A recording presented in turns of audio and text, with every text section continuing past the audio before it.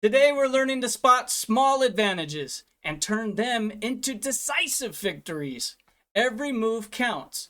The tiniest edge can snowball into unstoppable pressure, but if you don't see it coming, then you can't use it.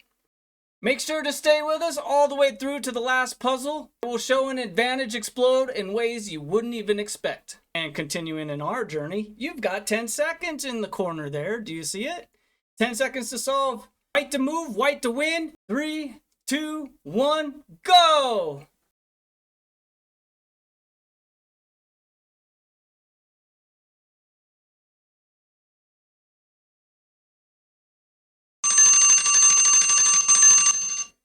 There it is, you're out of time. Make sure you let me know how you did. Just drop it in the comments down below. So how many times have you felt slightly better in a position and then lose because you didn't know how to turn it into a win? Today we're mastering that exact skill, and I welcome you back to day 21 of elevating your game with 303 tactical chess puzzles. I'm vryBot, a US certified coach and international expert, and today we're turning small advantages into crushing wins. Don't skip a single puzzle. In fact, the last one shows how small edges explode. And which one is the last one anyway? Is it the last one I give you an answer to? Or is it the secret puzzle? Or is it the bonus puzzle? Who knows? Stick around and watch all the puzzles. Every move matters today, and you'll want to see the final payoff. It's for you. So today's goal is simple. Stick around. Let's put it to work right now. You see, in this position, our edge isn't material. It's not that we have amazing checks and captures and threats. Or is it? So piece play here is a huge factor, and that's actually what's going to win us the game. Did you spot it? Bishop takes. This is forking both the queen and the bishop, and we've taken a piece. So if they just ignore us, we get a knight. Yay for us! Queen doesn't want to take because the knight is guarding this square. Piece play. 2 pieces on the same square. So bishop takes seems good enough, but rook to e8 is checking the king, attacking the queen, and this is producing yet another fork. So you see how all the tactics work together. This is actually a sacrifice at the same time. It's another fork, and then we're going to fork again. Check. Can you believe it? That's like 1,000 forks in a row. And I'm going to leave it to you to realize that you can win this position. So, knight to the good after all of that. And now seriously, I want to know how you did with yesterday's bonus puzzle. Okay? There's a simple capture here. It doesn't lead to anything. Take, take, take, take. Nothing happening here. In fact, black still has the 2 bishops, has a fantastic endgame. Nothing for white to boast about, is there? Did you find knight takes g5? Incredible! This offers you something. Okay, queen takes, she doesn't want to because of the pawn. So pawn takes seems very obvious. Why would you sack your knight? Well, check. Bishop's got to take this piece, don't you think? And then the old fork again. The old forky. Even if queen gets in the way, we're still picking up material. They're gonna have to move their king. Pretty fancy check, don't you think? Check again. And it's your choice how to continue here. You can simply capture here. No big deal. You could push. You could... I prefer push. But you can gobble up some material. No problems. Another bonus puzzle in the back pocket. Let's go. Now, it's not always necessary to be tactical. Here in this position, if we use the method, we're going to see that the material is equal, with the exception that white has the bishop versus the knight, and the exception that this pawn is actually an outside, very passed pawn. That means that only a piece can guard against it. As for checks, captures, and threats, there's not too much.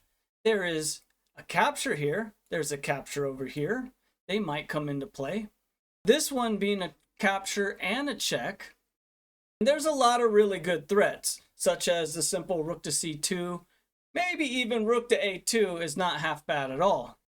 But if you do want to take your small advantage into a big win and push that edge right away, bishop takes e5, winning at least a pawn immediately. If black ignores it, we have a pawn. We can move out of the way.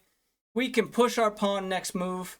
and we continue to have all the good advantages in our position. So what about takes? Simple enough. Well, rook takes, king takes, another fork. So today is like fork heaven, all right?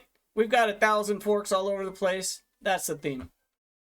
So we actually switch it up just a little bit. A puzzle close to my heart. Endgame puzzle. Oh, so nice. Okay, now running the method, you're going to notice that we're down material and our position is looking horrendous if we don't have a tactical shot here. In fact, we do have a tactical shot here, and it's fabulous. So imagine that you're a tournament player, you're sitting down, this is your game. Pause the video. I hope that you're able to solve this. Give it your best effort and see what you come up with. Of course, I rush right into the answer because I'm on video. Let's go. King to g3. Now, we're threatening the simple rook to f1, which is mate. And because of this lineup of pawns, it's actually devastating to black's position. So they try to jettison a pawn, and that gives them a square. So, should we take? Seems smart enough. Pawn push, and he escapes. So we lost it. How do we keep the advantage? A Magnus Carlsen-esque move. King to h4, brilliant. We're going to hold on to this square and tell black, no, you have no occupation there. Sorry, sir. Well, he thinks he does. He puts a pawn in the way and checks us. But then we go and bother this square, and there's no more tricks, no more pushing the pawn to make an escape square. Anyways, rook to f1 is coming, and that'll do it. Sure, go ahead and play like a computer. Give me your rook. In fact, give me both your rooks. I'm still going to mate you. Let's have a quick coach tip.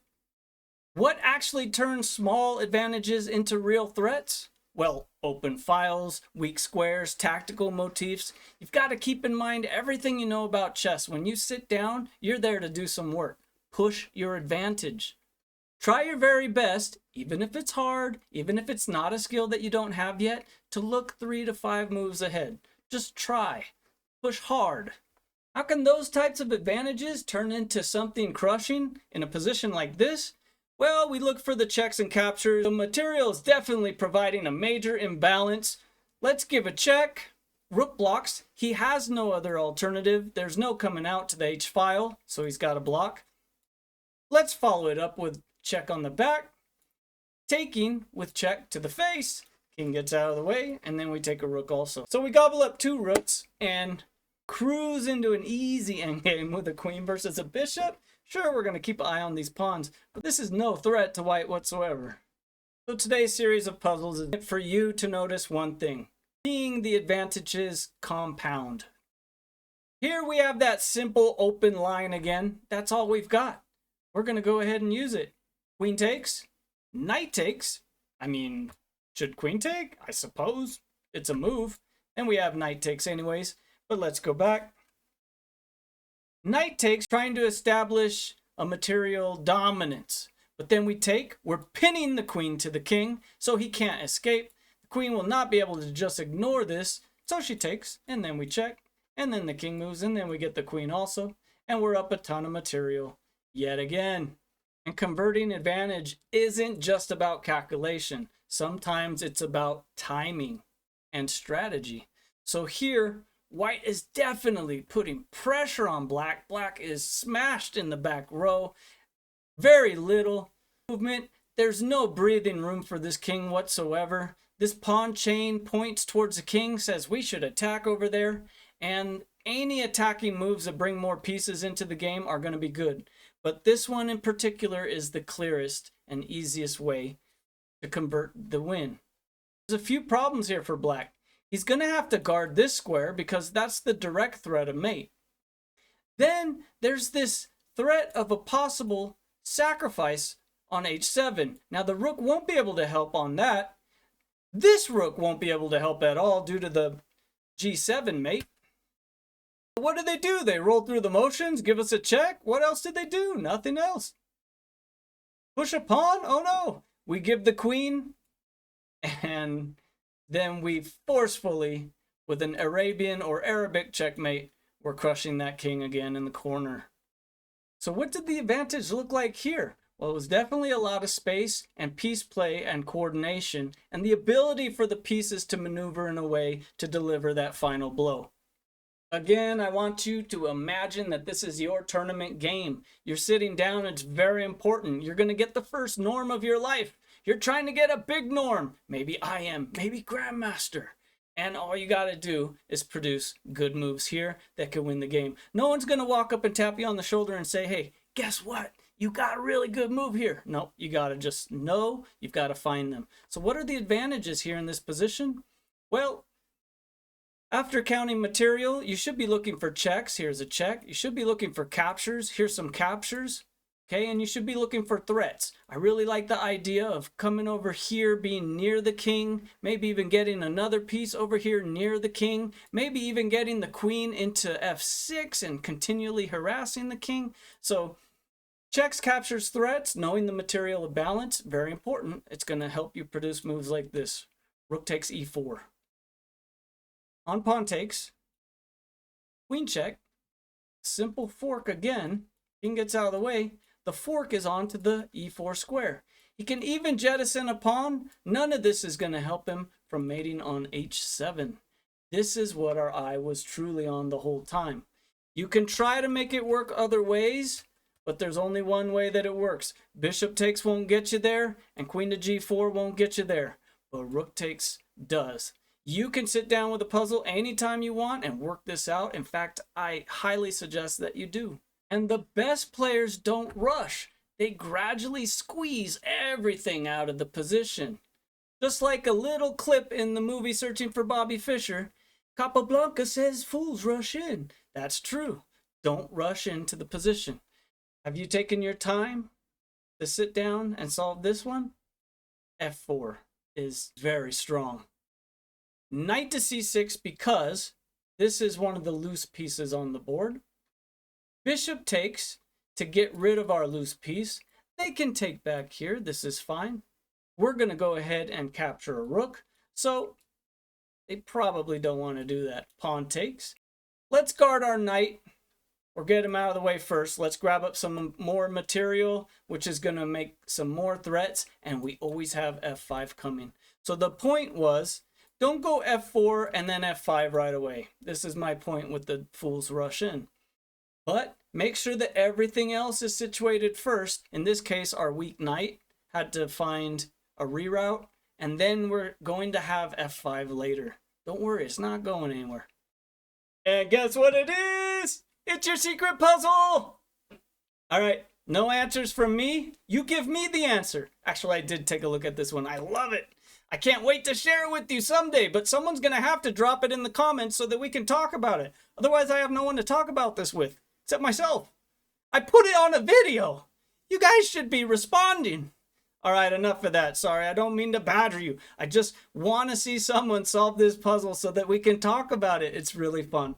Imagine again, it's your tournament. It's a very important game, and you find this. Tell me all about it. All right, we'll see you there. Now, if that was the secret puzzle, that means this is the bonus puzzle.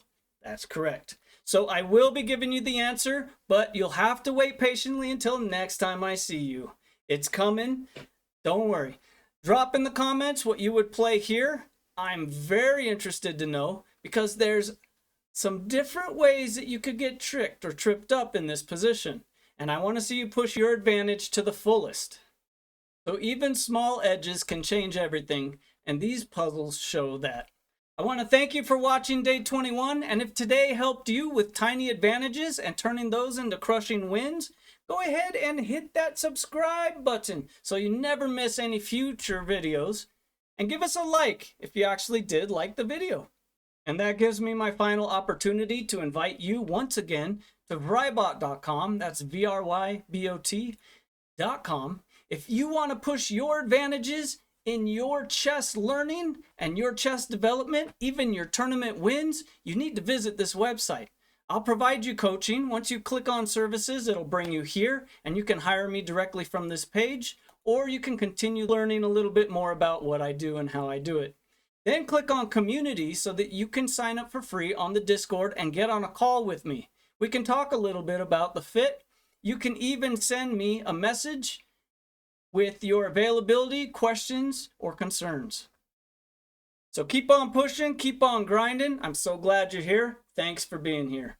GG's!